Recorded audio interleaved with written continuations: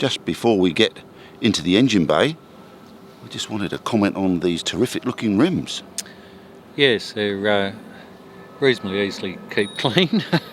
As you can see, the ventilated disc brake in there.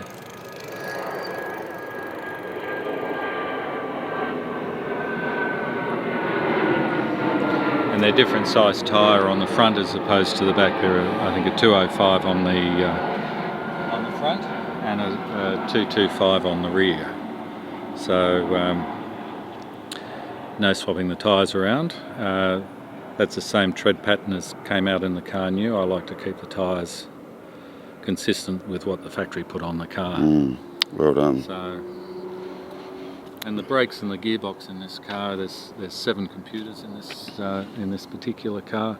They adjust to your driving. They pick up how you're driving the car. So if you're driving hard through somewhere like the Bells line of road and you're accelerating hard and using the paddles and what have you, you find that your braking and your gear change is adjusting to your driving manner. Well, that's certainly handy on our cruising drives, isn't it? Oh, very handy. So again, this is all accident free. It's got all the labels where they should be and what have you.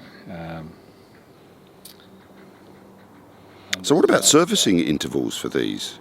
Pretty good actually, Vince. Again, computer reads when the car needs to be serviced. It's not an expensive car to run by any standards. I've had Mercedes service, factory service or dealership service on this till I got to 100,000 Ks, and then I thought, I'm going to keep the car. I'll go to a dealer over at Willoughby a mechanic over at Willoughby that I use. To be honest, I probably should have gone there from day once the car was out of warranty.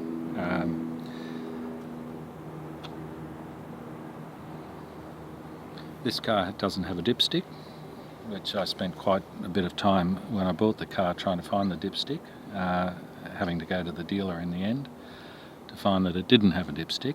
And in fact, if the oil gets low, which it's never happened, you get notified on the dashboard.